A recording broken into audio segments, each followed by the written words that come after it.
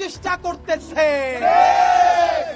যেই সময় দরকার ছিল তখন শাপলারে ডাকছো, পিলখানারে ডাকছো, তৌহিদি জনতারে ডাকছো, যেই ক্ষমতায় গিয়ে উপদেষ্টা হইছো, এখন শাহবাগ সাথে জাঙ্গিয়া রাখা হবে না। যেই শাহবাগ শাপলার রাতে, আমি শাপলার রাতে উপস্থিত ছিলাম। এই শাপলার কারণে আপনাদেরকে জানাই, এই শাহবাগ যখন চলে, আমি তখন ঢাকা বিশ্ববিদ্যালয়ের ছাত্র। আমার আব্বা আম্মা এলাকায় ঘুমাইতে পারতো না। এই সোশ্যাল সায়েন্স ফ্যাকাল্টিতে আমার ক্লাস। এইখান থেকে ঢোকার সময় চারুকলার সামনে বড় বড় দাঁত, রক্ত, মানুষকে খাচ্ছে যেই ছবিগুলা, আমি তাকাই দেখি সেই ছবি আমার বাপের মতো ছবি। মাথায় টুপি, সাদা দাড়ি, এই মানুষগুলাই নাকি বাংলাদেশের রাক্ষস। আমি সামনে দিয়ে যাইতে পারতাম না। এইখান থেকে মাথায় টুপি দিয়ে যাইতে ভয় লাগতো, কখন আমাকে শিবির বলে আমার জানটা শেষ কইরা দেয়। আব্বা আমাকে ভার্সিটিতে যাইতে পর্যন্ত নিষেধ কইরা দিছে। আমি সোশ্যাল সায়েন্স ফ্যাকাল্টিতে আসতাম, সেই মাঝে মধ্যে দুয়ে চত্বর ঘুইরা। এই সেই শাহবাগ, যেই শাহবাগে আমার ভাই বোন গুলোরে রাতের আধারে শাপলা চত্বরে মুহুর্মুহু গুলি কইরা তাদের লাশগুলা গুম কইরা দিয়া পরের দিন নিউজ করছে এই হুজুরেরা নাকি গাছগুলো কাইটা শেষ কইরা ফেলছে। আমি লজ্জায় বাইরে যাই। প্রথম আলো পরের দিন লিড নিউজ করছে ভোর রাতে বাংলাদেশের প্রান্ত থেকে কওমি মাদ্রাসার ছেলেগুলা যারা জীবনে ঢাকায় আসে নাই, নবীরে বিদ্রুপ করছে, আল্লাহর রাসূলরে নিয়া সব থেকে অসভ্য কথা যেইগুলো আইয়ামে জাহিলিয়াতের যুগে কাফেররা মুশরিকরাও বলে নাই, সেইগুলো যারা বলছে তার প্রতিবাদ করতে আসছে। আরে তাদেরকে হত্যাই খালি করে নাই, যারা বাইতে ছিল কান ধইরা তাদেরকে সেইখান থেকে বের করছে। যেই প্রথম আলো, যেই বাংলাদেশের এনজিও পন্থী, যেই সোশ্যাল মিডিয়া মানবাধিকারের কথা বলে, পরের দিন পত্রিকার হিট নিউজ হইছে কান ধরে সেই কওমি মাদ্রাসার ছেলেগুলা বের হয়ে যায়। সেই ছবিগুলা পত্রিকায় প্রথম আলোতে দেয়া হইছে ফার্স্ট পেজে। ঢাকা বিশ্ববিদ্যালয়ের শ্রাবণ বাসে দোতলায় আমি সেদিন ভার্সিটিতে আসি। আমি অবাক, আমি মরে যাই। ঢাকা বিশ্ববিদ্যালয় দেখেন ফ্যাসিবাদ কিভাবে মনস্তত্ত্ব তৈরি করে। যখন কথা বলবার কথা ছিল, এই ছেলেরা যদি ঢাকা দখল করতেও আসে, এই ছেলেরা যদি সারা রাত ঢাকা অবস্থান করতেও আসে, তারা তো এই রাষ্ট্রের ট্যাক্স পেয়ার, এই রাষ্ট্রের তারা প্রজননের নাগরিক। কোন অসভ্যতা বলতে পারলো না, একজন বলতে পারলো না এই ছেলেগুলোকে who gave you right to shoot him। আমার ভাই বোনের গুলোরে মারলো, মারার পর তারা কান ধরে বের হয়ে যাচ্ছে। পুলিশ বলছে কান ধরে বের হয়ে যা, তারা জীবন নিয়ে পালাইতেছে। সেই ছবি দিছে ঢাকা বিশ্ববিদ্যালয়ের তখন অবুঝ ছেলেরা আমার দিকে তাকায়, কারণ আমার মাথায় টুপি, আর হাসে আর বলে আরে হুজুরেরা বিপ্লব করতে আসছিল, এখন কান ধইরা পালায়।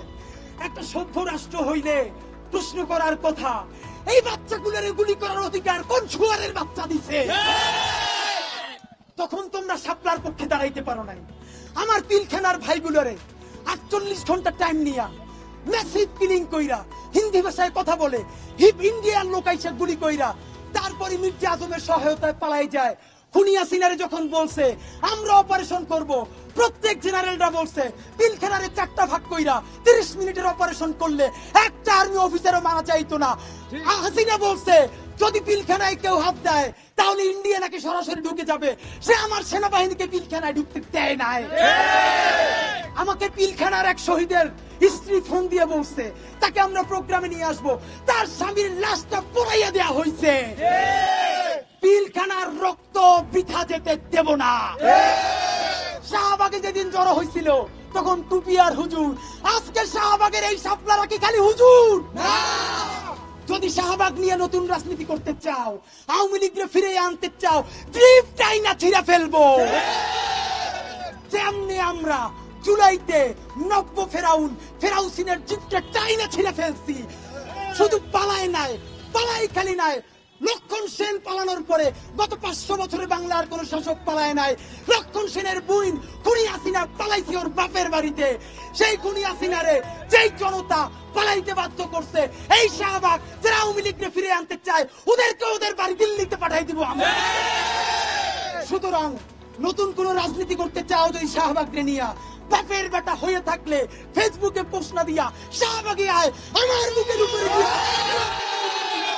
বাংলাদেশে আর কোন শাহবাগিতা চলবে না। শাহবাগকে রুখে দিবে বাংলাদেশের জুলাইয়ের জনতা।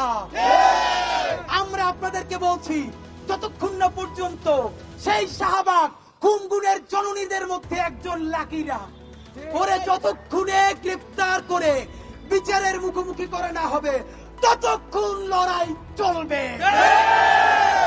খুনি আওয়ামী লীগ, এই জুলাই জনতা যারা তোমরা এখন দর্শন করছাও, রাজনীতি করো, নিজে পোস্ট দাও শাহবাগের পক্ষে, আর ছোট ভাইরা ফোন করে বলো তুমি ফোন দাও, তুমি পোস্ট দাও তৌহিদের জনতার পক্ষে। এই রাজনীতি আমাদেরকে শিখাও। হাসিনার চেয়ে বেশি বুদ্ধি তোদের। হাসিনার পরামর্শ তোদের দিল্লি, তোদেরকে বুদ্ধি দিবে কারা? সে দিল্লিও তো হাসিনারে বাঁচাইতে পারে নাই।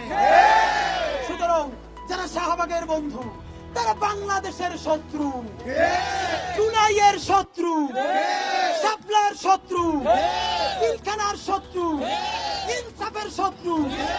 সুতরাং ফ্যাসিবাদকে কি আর দাঁড়াইতে দিব? ভাইরা আমার, অতি দ্রুত আওয়ামী লীগকে নিষিদ্ধ করতে হবে। এই 6 মাসের মধ্যেও আওয়ামী লীগকে নিষিদ্ধ করতে পারো নাই, আর দর্শন করছে রাজনীতি করো, ওইসব ভুংবাং বুঝানোর দিন আর আমাদের নাই। কথা স্ট্রেট কাট। এতদিন আওয়ামী লীগকে নিষিদ্ধের কথা বলি নাই, বলছি নির্বাচনী নিবন্ধন বাতিল করতে হবে। সব কথা বাদ। গণহত্যাকারী যেই দলের প্রধান সরাসরি হেলিকপ্টার দিয়ে গুলি করে মানুষকে মারতে দেয়, আওয়ামী লীগকে নিষিদ্ধ করতে হবে। আওয়ামী লীগকে নিষিদ্ধ কইরা আমরা ঈদ করবো ইনশাআল্লাহ। শাহবাগীদেরকে খতম কইরা, এই খতম মানে বাংলাদেশের রাজনীতি থেকে ওদেরকে বিদায় কইরা ঈদের সেমাই খাবেন ইনশাআল্লাহ। ধর্ষণের বিচারের জন্য দ্রুত বিচার ট্রাইব্যুনাল করে 90 দিনের মধ্যে শাস্তির ব্যবস্থা করতে হবে। আমরা আপনাদেরকে বলতে চাই, যে শাহবাগ শাপলায় গণহত্যা চালিয়ে নিরীহ ছাত্রদেরকে হত্যা করেছে, সেই শাহবাগের আর কোনো জায়গা হবে না। যে শাহবাগের মদদে জুলাইয়ে আমাদের ভাই বোনদেরকে শহীদ করা হয়েছে, সেই শাহবাগ বাংলাদেশে আর থাকবে না, থাকবে না, থাকবে না। যে শাহবাগ বাংলাদেশের মব কালচার শুরু করেছে, সেই শাহবাগিটা বাংলাদেশে থাকবে না।